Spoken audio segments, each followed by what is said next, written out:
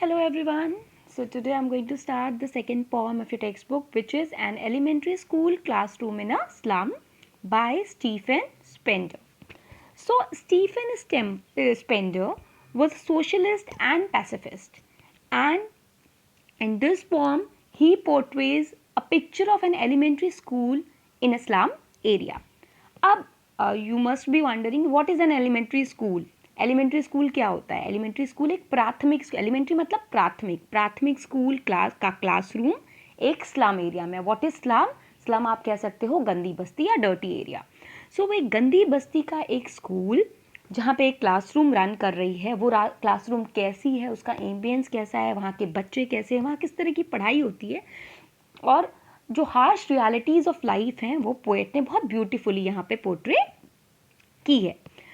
So basically this poem deals with two basic themes. Here मैंने यहाँ पे highlight भी कर रखा है yellow से, if you can see. The first one is social injustice. Second is class inequalities. First is सामाजिक अन्याय, दूसरा आप कह सकते हैं सामाजिक असमानता. Because हमारी सोसाइटी में आज भी we have social injustice और हमारे यहाँ आप कह सकते हो क्लास इनइक्वालिटीज़ भी हैं. सामाजिक अन्याय और सामाजिक असमानता दोनों ही एग्जिस्ट करती हैं. Though we have a right to education, सबको एजुकेशन है, एजुकेशन का राइट है, मगर फिर भी सबको बराबर की एजुकेशन नहीं मिल पा रही है. तो यहाँ पर एलिमेंट्री स्कूल के उन बच्चों का वर्णन है जो कि कुछ बेसिक सुविधाओं से भी डिप्राइव्ड हैं, मतलब उनको वो बेसिक सुविधाएं भी नहीं मिल रही हैं, और वहाँ पर वो एक ऐसे स्कूल में पढ़ते हैं जहाँ पर हार्डली कोई टीचिंग लर्निंग प्रोसेस होती है. So now I am going to start the poem and concentrate on the text. Please be with your text books और कंसंट्रेट कीजिए अपने टेक्स्ट पे. I tell you everything, all poetic devices and everything, so please concentrate. All right. Far, far from gusty waves, far, far from gusty waves, these children faces. Far, far मतलब दूर, काफ़ी दूर कह सकते हैं. From gusty waves, gusty waves, gusty कहते हैं strong waves को. जो strong waves मतलब हवा, मतलब ये बच्चे उन strong waves से काफ़ी दूर हैं. इन बच्चों के चेहरे देखिए जो कि बहुत दूर हैं गस्टी वेव्स से. ये इसका जो मीनिंग है वो ये बन रहा है कि इन बच्चों की जो लाइफ है वो हैप्पीनेस, ब्राइटनेस, जुबिलेशन, इन सब चीज़ों से बहुत दूर है, बियॉन्ड है, वो सोच भी नहीं सकते. These children faces are like pallor. इन बच्चों के जो फेसेस हैं वो दे आर फार अवे, बहुत दूर हैं उस स्ट्रॉन्ग वेव से. स्ट्रॉन्ग वेव्स यहाँ पे प्रतीक है हैप्पीनेस का, जुबिलेशन का, सेलिब्रेशन का, ब्राइटनेस का, आप कह सकते हो इन सारी चीज़ों का प्रतीक है. शाइन का, ग्लैमर का, वो सारी चीज़ें इन बच्चों के फेसेस पे कहीं दिखाई नहीं पड़ रही हैं. तो far far from gusty waves these children faces. इन चिल्ड्रन के जो बच्चों के जो चेहरे हैं ये बहुत दूर हैं, खुशियों से बहुत परे हैं. इन स्ट्रॉन्ग वेव से जो हैप्पीनेस का प्रतीक है उससे बहुत दूर हैं. अब ये बच्चे कैसे हैं? Like rootless weeds, the hair torn round the pillar. इन जैसे रूटलेस वीड्स होती हैं, दीज आर अनवांटेड, जिसे आप कह सकते हैं अनवांटेड वाइल्ड प्लांट्स होते हैं जो बिल्कुल भी नीडेड, रिक्वायर्ड नहीं होते हैं. वो ऐसे ही बढ़ जाते हैं बिना पानी दिए या बिना नरिशमेंट के बढ़ जाते हैं. तो ये बच्चे कैसे हैं? These children are like unwanted weeds, like rootless weeds. इनकी कोई ज़रूरत नहीं है इस दुनिया में, ये बिना वजह ही इस दुनिया में आ गए हैं. तो इनको पोएट ने कंपेयर किया है रूटलेस वीड्स से. And the hair turn round their pallor. उनका जो हेयर है बहुत स्कैटर्ड है, शाबी लुकिंग है ये बच्चे. इनका जो फेस है वो पेलर है, लाइट येलो कह सकते हैं, पीला पड़ चुका है. मतलब ये बच्चे अंडर नरिश्ड लग रहे हैं, they are looking malnourished, they are deprived of basic facilities such as nutritional food, balance diet, air, sunshine, portable water. Children are least interested in studies. मतलब ये सारा जो चीज़ें हैं, because they are not getting any opportunities, इनको कुछ भी नहीं मिल रहा है. तो ये बच्चे कैसे हैं? यहाँ का जो स्कूल चल रहा है, स्लम एरिया का जो एलिमेंट्री स्कूल चल रहा है, वो कैसा चल रहा है? ये बिल्कुल भी आप कह सकते हो डल है, हैप्पीनेस से परे है, यहाँ पर कोई टीचिंग लर्निंग प्रोसेस नहीं होती है। इन बच्चों के जो चेहरे हैं वो बहुत दूर हैं स्ट्रॉन्ग वेव से, हैप्पीनेस से, शाइन से। और ये कैसे हैं? Like rootless weeds the hair torn round their pallor. जो हेयर्स हैं मतलब ऐसा लग रहा है कि वो एकदम अंडर नरिश्ड है, पेलर फेस है, लाइट येलो है, माल न्यूट्रिशन है, अंडर नरिश्ड हैं, एकदम अनवांटेड प्लांट्स की तरह हैं जो कि अपने आप निकलते हैं और जिनकी इस दुनिया में कोई भी जगह नहीं है। I hope these two lines are clear. So first you'll see the poetic devices.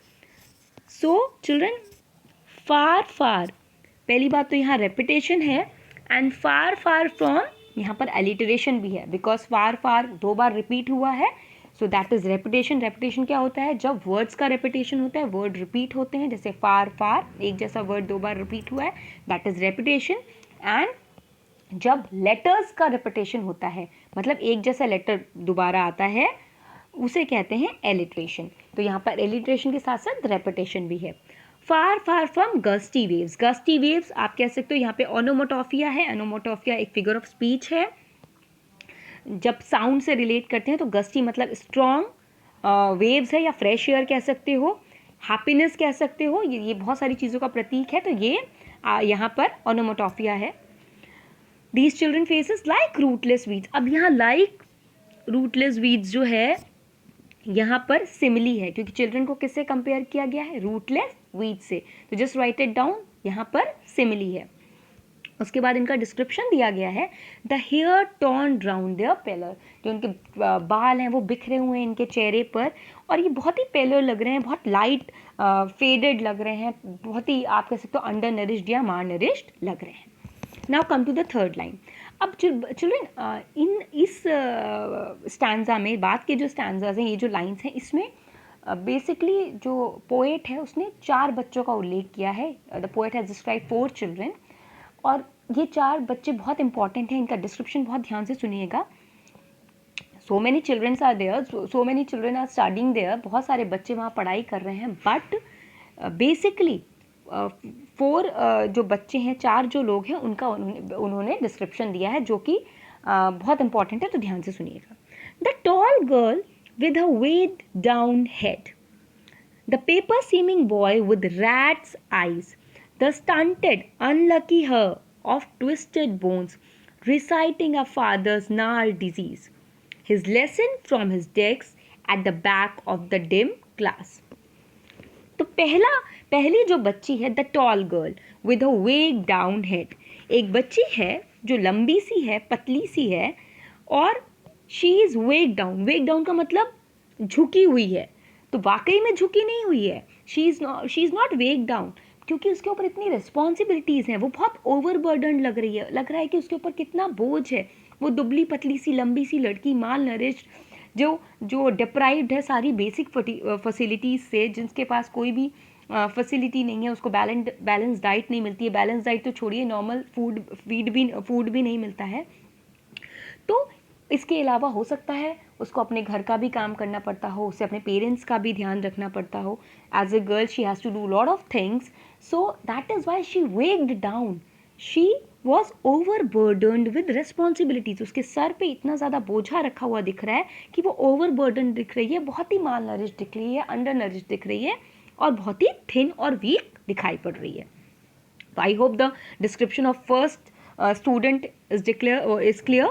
Second, the paper seeming boy with rats eyes. एक और बच्चा है जो एकदम पेपर सीमिंग बॉय है. अब वो पेपर सीमिंग बॉय क्यों बोला गया है? क्योंकि पेपर आप अगर लो, बहुत हल्का होता है, बहुत ही हल्का होता है, कोई भी उसको कैरी कर सकता है. तो वो जो बच्चा है वो एकदम पेपर सीमिंग बॉय लग रहा है, क्योंकि बहुत ही हल्का है, पतला दुबला सा है, थिन है, वीक है, बिल्कुल वो अंडर नरिश्ड है, माल नरिश्ड है, बिकॉज ये सारे बच्चों को ये बेसिक फैसिलिटीज़ नहीं मिल रही हैं. तो वो बिल्कुल आप कह सकते हैं पतला दुबला सा थिन है, बट उसकी आंखें कैसी हैं? Rat's eyes. अब why has called rat eyes. Rat's eyes क्यों बोला गया है बच्चों? रैट साइज इसलिए बोला गया है कि जो भाई वो है तो दुबला पतला, जो चूहे की जो आंखें होती हैं ना, आपने देखा होगा हमेशा कुछ ना कुछ ढूंढती रहती हैं. जो चूहे की आंखें होती हैं वो बहुत हंग्री आइज कहलाती हैं. जो ऑलवेज सीन, वो कुछ ना कुछ खुराफात करता रहता है और कुछ ना कुछ ढूंढने की कोशिश करता रहता है. तो ये बच्चा है तो दुबला पतला थिन सा, मगर जो उसकी आंखें हैं वो हंगर से, भूख से बहुत ज़्यादा, आप कह सकते हैं उसकी जो आंखें हैं वो बहुत हंग्री हैं, वो घूर रही हैं, वो देख रही हैं कि उसे कुछ खाने को मिल जाए। तो वो बहुत, he is least interested in the class, वो स्टडीज़ में इंटरेस्टेड नहीं है, वो केवल उसको, क्योंकि उसको तो खाने पीने को ही नहीं मिल रहा है, तो वो चूहों की आंखों की तरह सिर्फ इधर उधर देख रहा है कि उसको कुछ खाने को मिल जाए। Now come to the third boy. The third one is stunted, unlucky hair of twisted bones, reciting, the Nar disease, his lesson from his decks.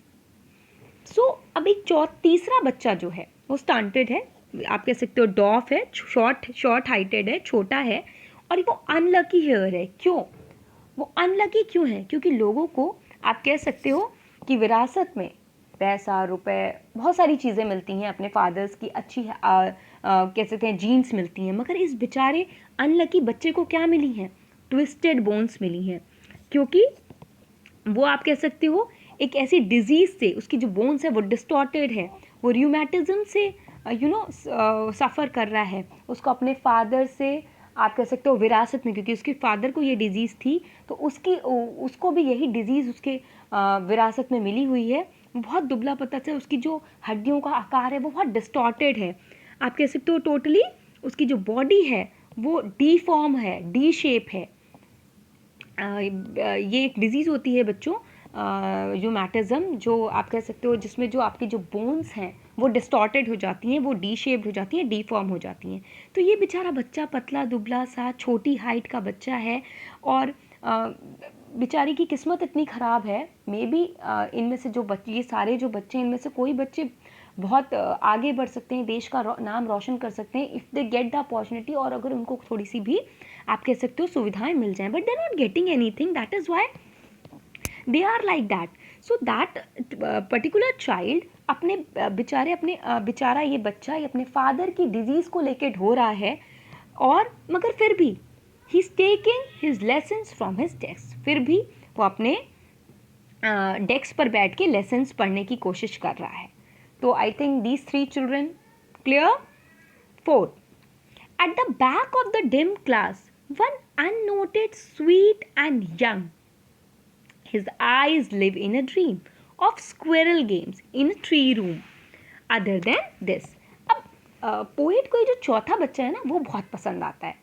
क्यों पसंद आता है? क्योंकि बाकी जो 3 बच्चे हैं, ऑल 3 वो वेरी पेसिमिस्टिक, आप कह सकते हो उदास हैं, लाइफ के प्रति निराशा है, they don't have any future, उनका फ्यूचर एकदम आप कह सकते हो धुंधला है। मगर ये चौथा बच्चा है, ये भी इसी सोसाइटी का है, वो भी इसी तरीके का है, but still because of all those thing ये बच्चा जो है ना बहुत ही स्वीट लगा पोएट को। क्यों स्वीट लगा? और यंग है, क्योंकि ये बच्चा जो है इन सब में सबसे छोटा है, सबसे यंग है, मगर जो उसकी आईज़ है ना, it has a ray of hope, it has a particular shine, it has a glimmer. उसकी आंखों में एक रे ऑफ होप है, वो ऑप्टिमिस्टिक चाइल्ड है। वो बच्चा जो है उसकी आंखों में कहीं से भी निराशा नहीं दिखाई पड़ रही है, वो बहुत खुश है। अभी भी उसकी जो आंखों में है ना वो होप है कि उसका जो फ्यूचर है वो बहुत ब्राइट हो सकता है, जो भी है ही इज़ वेरी हैप्पी। तो ये पोएट को बहुत अट्रैक्ट करता है। ये जो बच्चा है वो बिल्कुल डिफरेंट है, जो बाकी 3 बच्चों के जो मैंने डिस्क्रिप्शन दिए उससे बिल्कुल डिफरेंट है, और ये इस डिम क्लास में सबसे पीछे बैठा है। At the back of the dim class one unnoted sweet and young, मतलब at the back of the class, वो क्लास में सबसे पीछे बैठा हुआ है, sitting at the back of the class, and बहुत स्वीट है, यंग है, सबसे छोटा है, और जिसकी आईज है ना वो शाइन कर रही हैं, it has a glimmer in his eyes, a ray of hope you can say, he is very optimistic. And लेकिन उसका जो ध्यान है ना वो क्लास में नहीं है, बिकॉज वो डल क्लास है, पेसिमिस्टिक क्लास है, मॉर्बिड है, डेजोलेट है, आप कह सकते हो इतने सारे लोगों को होते हुए भी there hardly any teaching learning process takes place, वहाँ कोई पढ़ाई होती नहीं है। सो वो उस डल क्लास में वो बिल्कुल भी बैठना नहीं चाहता है। उस डल क्लास में वो क्लास में नया ध्यान देख करके वो अपने दिमाग में स्क्विरल्स गेम सोच रहा है। जो बच्चा है वो स्क्विरल की तरह बनना चाहता है। आपने देखा होगा स्क्विरल जो है, यहाँ पे इसका कंपैरिजन जो है स्क्विरल से क्यों किया गया है, क्योंकि स्क्विरल जो होती है बहुत एनर्जेटिक होती है, बहुत ही नॉटी होती है, आप उसको पकड़ नहीं सकते, है ना। वो आप देखते हो ना she use to play freely in the garden and कहीं भी कूद जाती है, कहीं भी कुछ भी कर लेती है. She was not able to वो आप नहीं कह सकते कि उसको आप पकड़ सकते हो. तो ये जो बच्चा है ना उसे स्क्वेरल की तरह बनना चाहता है, जो कि अपने आप को छुपाने के लिए ट्री रूम में घुस जाती है. अब ट्री रूम क्या होता है? ट्री रूम आप कह सकते हैं जो ट्रीज़ में जो होल्स नहीं होते हैं जिसके अंदर जो पक्षी होते हैं अपने आप को छुपाते हैं. तो जब इसको लगता है स्क्वेरल को कि कोई इसको पकड़ने आ रहा है या कोई इसको ज़बरदस्ती इसकी जो फ्रीडम है उसको बांधेगा, तो वो उसका अपने ट्री रूम में घुस जाती है. तो that child is very active, agile, he has a glimmer in his eyes. और वो स्क्वेरल का गेम देखने में मस्त है. वो आँखों अपने ही सपनों में जी रहा है and he is watching the squirrel game. Squirrel को इधर से उधर फुदकते हुए देख रहा है. इज़ वेरी हैप्पी और उसको उसका ट्री रूम देख रहा है. अदर देन दिस, मतलब अदर देन दिस, यहाँ पर जी जो अदर देन दिस है बच्चों, इसका मतलब ये है कि इस क्लासरूम से बाहर, मतलब he is not interested in the class, he is totally interested in outside. दो आउटसाइड इसको वो सब कुछ नहीं दिख रहा है, ये सब उसकी इमेजिनेशन है. वो बच्चा दिमाग में सोच रहा है क्योंकि वो जो एलिमेंट्री स्कूल है, ये जो प्राथमिक स्कूल है जहाँ पर ये क्लास चल रही है, एक गंदी बस्ती में, स्लम में.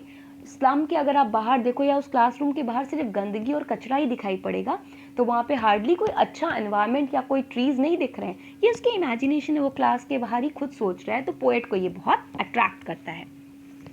अब यहाँ पे थोड़ा फिगर्स ऑफ स्पीच देख लीजिए. So weighed down is the metaphor for overburden. मतलब यहाँ पर मेटाफर है. The paper seeming boy metaphor है, बॉय के लिए यूज हुआ है. रैट साइज यहाँ पर भी मेटाफर है. ठीक है, इसके अलावा और देख लीजिए. स्क्विरल्स गेम यहाँ पे भी मेटाफर है, क्योंकि the boy also wants to be like squirrel. The boy wanted to be free. He also wants to play freely in the garden but he can not. He has to sit in the dull and the dreary class room which he does not want to. वो नहीं बैठना चाहता है मगर उसको बैठना पड़ रहा है, तो he wanted to be like squirrel. तो इसके बाद से ट्री रूम भी एक आप कह सकते हैं स्क्वेरल के लिए हाइडिंग प्लेस है, छुपने की जगह है. तो ये जो बच्चा है वो भी चाहता है कि वो कहीं जाकर ऐसे अपनी कह सकते हैं छुप जाए जहाँ पे उसे इस क्लासरूम में ना पढ़ना पड़े.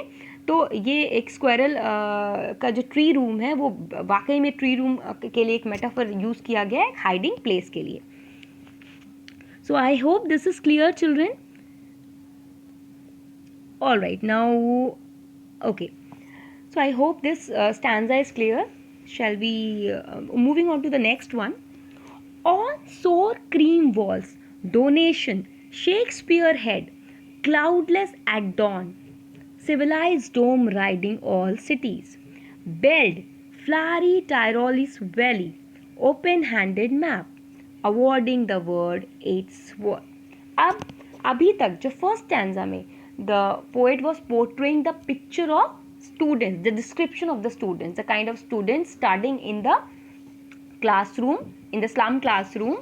And one child was very agile, active, other than three. So this is very important, please take care of that. कि ये क्वेश्चन भी आता है कि वो जो बच्चा था वो बाकी तीन बच्चों से अलग क्यों था, क्या डिफरेंस था. बाकी the condition of all four students are the same, all four children are the same. They are struggling for their survival. They are not getting basic needs. They are malnutrition. They are undernourished. They are not getting any basic facilities. But in spite of all those things, the three children, the tall girl, the paper seaming boy and the diseased one, the stunted boy, वो जो तीनों बच्चे हैं वो बहुत pessimistic हैं, वेग down हैं, ओवरबर्डनड हैं और बिल्कुल भी एक्टिवनेस नहीं है, वो बहुत डल हैं. मगर other than them, the fourth child was very active, agile, has a glimmer in his eyes, shine in his eyes. तो वो बहुत ही ज़्यादा एक्टिव है, बहुत ज़्यादा आप कह सकते हो ऑप्टिमिस्टिक है, आशावादी है और फ्रीली खेलना चाहता है. एटलीस्ट ही हैज़ अ, उसके अंदर कुछ आप कह सकते हो उसके अंदर एटलीस्ट होप बची हुई है. Now in the second stanza the poet is describing the ambience of the classroom. भाई हम जहाँ रहते हैं वहाँ का एम्बियंस बहुत अच्छा होना चाहिए। अगर हम जहाँ बैठे हुए हैं वहाँ पे गंदगी है, जाले लगे हुए हैं, या फिर अगर एम्बियंस अच्छा नहीं है तो हमारा मन ऑब्वियसली उस जगह पे नहीं लगेगा।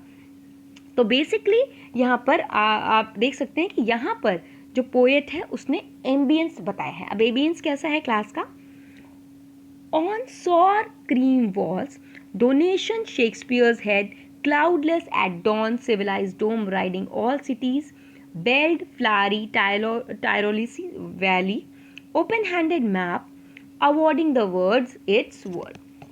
अब वहाँ क्लासरूम में आप देख सकते हो, वह बताया गया है कि सोर क्रीम, जिसे कह सकते हैं आप, सोर क्रीम कहा जाता है।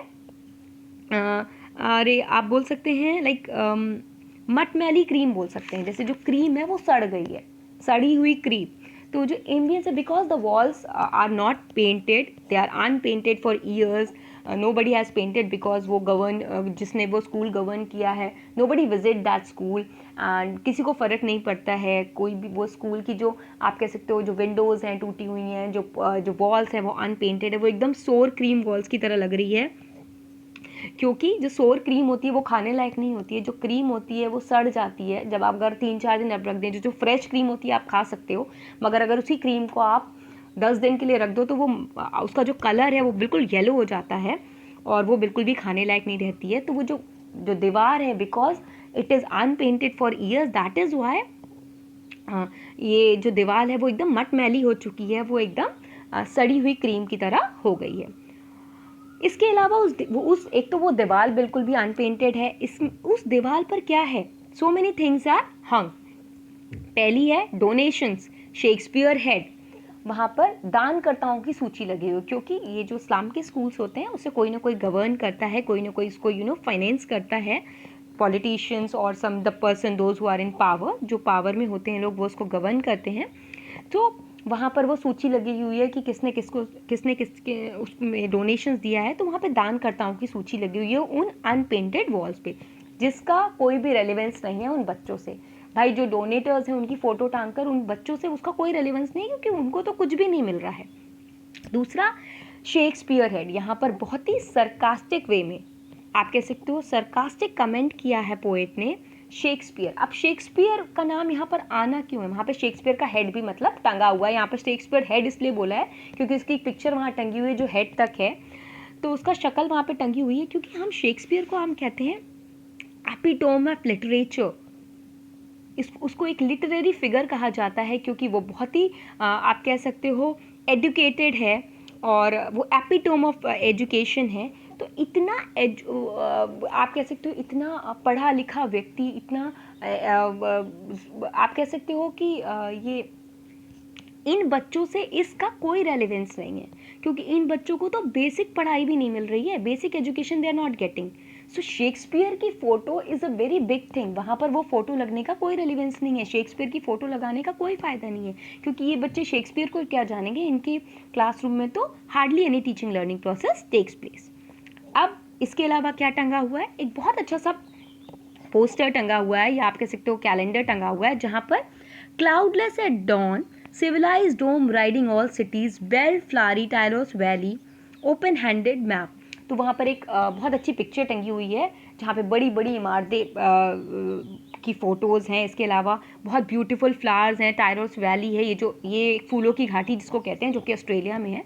तो आई थिंक वहाँ का कोई पिक्चर वहाँ टंगा हुआ है जो बहुत ही ब्यूटीफुल लग रहा है, वहाँ पे जो सन है वो बहुत ब्यूटीफुल लग रहा है। सो इतनी ब्यूटीफुल पिक्चर है, क्योंकि उस ब्यूटीफुल पिक्चर का भी इन बच्चों से कोई नाता नहीं, क्योंकि वो तो यहाँ पे गंदी बस्ती में रहते हैं।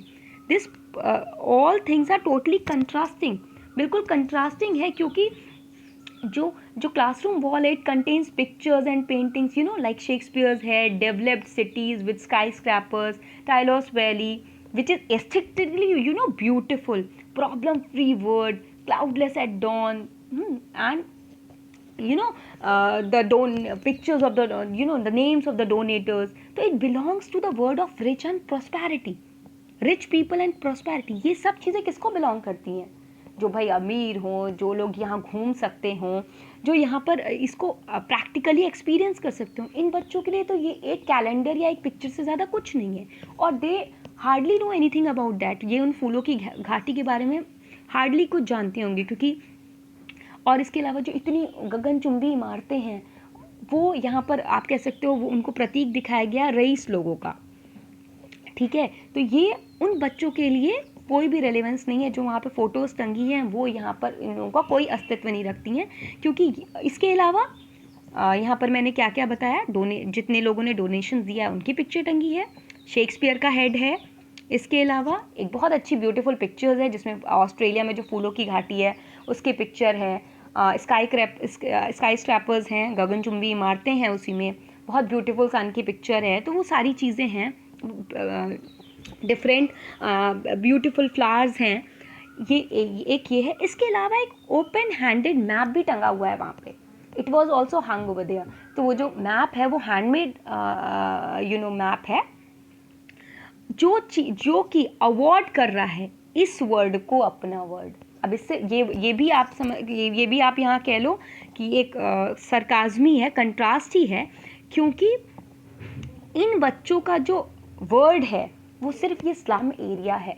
They didn't go out of that slum area. They know hardly about anything outside that kind of world which they are living, which is full of garbage, full of dirt, full of congested areas. So ये सारी चीज़ों से totally contrasting है वो सारी चीज़, क्योंकि जो open handed map है आप कह सकते हो, जो मैप है वो दिखाता है रिच लोगों को, वो रिचनेस का प्रतीक है, क्योंकि जो वो मैप होता है वो ब्रॉड होता है, मतलब मैप उन लोगों के लिए जो वहाँ पर जा सकते हैं, लेकिन ये सारी चीज़ें तो इनके लिए एक धब्बा है, एक ब्लॉट की तरह है, क्योंकि वो ना कभी यहाँ जा सकते हैं और ना उनको इस स्लम एरिया के बाहर की दुनिया के बारे में कुछ भी पता है।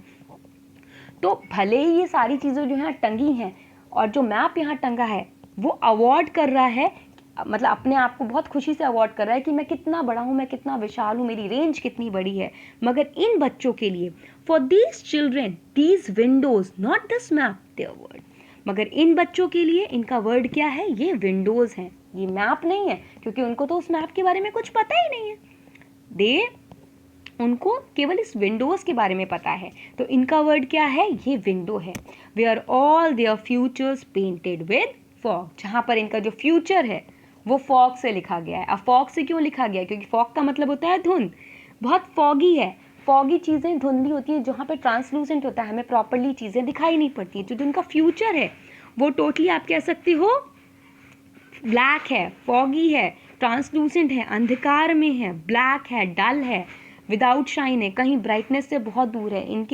इनका फ्यूचर का क्या होगा ये कुछ नहीं जानते, इनका फ्यूचर ही लिखा गया है धुंध से। तो इन बच्चों के लिए ये मानचित्र वाला संसार इनका संसार नहीं है, इनका संसार वही है जो इनके अंदर जो दिख रहा है। तो इन बच्चों को यही संसार दिखाना चाहिए, इन बच्चों को इस संसार से बाहर ले जा करके इनको भी अपॉर्चुनिटी देनी चाहिए, so that they can see the beautiful world outside, but they are not getting the opportunities. The rich have drawn an open-handed map which is of no use to them as their world is limited to the end of the street. So that is why, मतलब यहाँ इनका जो लोगों ने इनका map बनाया है वो इसी गंदी बस्ती के अंदर बनाया है जिसका कोई भी अस्तित्व नहीं है इसके बाहर। तो ये बच्चे तो इसी आई थिंक इसी क्लासरूम को अपना मैप समझते हैं या अपना वर्ड समझते हैं। तो I hope this is clear. सबसे पहले तो आप यहाँ पर कुछ जो फिगर्स ऑफ स्पीच हैं, जो पोएटिक डिवाइसेस हैं, वो देख लीजिए। शेक्सपियर हेड, यहाँ पर एक सरकाज़म है, ये सरकाज़म है और ये सिंबल है एपिटोम ऑफ एजुकेशन लिटरेचर। ये एक लिटरेरी फिगर है, तो एक सरकास्टिक वे में पोएट ने बोला है। इसके अलावा यहाँ पे civilised dome riding all cities, civilised dome riding all city, यहाँ पे ट्रांसफर्ड एफिटेट है, बिकॉज ट्रांसफर्ड एफिटेट में क्या होता है, रोल रिवर्सल होता है। यहाँ पर बेसिकली ऊंची इमारतों की बात नहीं हो रही, ये जो ऊंची इमारतें हैं वो किसको कंसीडर कर रही हैं, रिच पीपल को कंसीडर कर रही हैं। Civilized dome riding all city that means prosperous and rich people. तो यहाँ पर ट्रांसफर्ड एफिटेट है। Awarding the word its word repetition and as well as you can say alliteration and The future painted with fog. Futures painted with fog. Metaphor है, just as fog blurs one's vision in winters, the slum children's future is blurred by hopelessness and lack of empathy. Nobody is empathetic towards them. Everybody is sympathetic, but nobody is empathetic towards them. So their future is totally visionless. कोई vision नहीं है उनके future का और ये बिल्कुल भी deprived हैं ऑफ ऑल बेसिक फैसिलिटीज़. इनको कुछ भी नहीं मिल रहा है. सो पोएट ने इसको, इन दोनों चीज़ों को बहुत ब्यूटीफुली दिखाया है, the ambience of the classroom and the children, कि ये बच्चे कितनी दुख में रह रहे हैं, कितनी बुरी दशा में रह रहे हैं. They need opportunities. उनको भी चांस मिलना चाहिए, उनको भी अपॉर्चुनिटी मिलनी चाहिए जिससे वो अपना फ्यूचर बना सके. और इस फ्यूचर से यू कैन से कि वो इस फ्यूचर से अपना जो आने वाला भविष्य है उसको और ब्राइट कर सकें. मगर उनका जो फ्यूचर है वो टोटली विजनलेस है, क्योंकि people are hardly taking care of that. They are least bothered. जो गवर्नर्स हैं, जो हाई पीपल इन पावर जिनको भी हम कह सकते हैं, वो लोग ना यहाँ ध्यान देते हैं. और इन बच्चों का जीवन यहीं पर शुरू होकर यहीं पे ख़त्म हो जा रहा है, क्योंकि ये सुबह से लेकर शाम तक सिर्फ मेहनत करते रहते हैं, खाने के लिए ही मेहनत करते रहते हैं, इसके अलावा और काम करते रहते हैं. तो पढ़ाई से इनका नाता बहुत दूर है. So I hope this is clear, and if you have any doubt, please comment. I'll clear it out. So thank you. Please wait for the next video. I'll try to complete it. By tomorrow I'll send the next video. So thank you very much.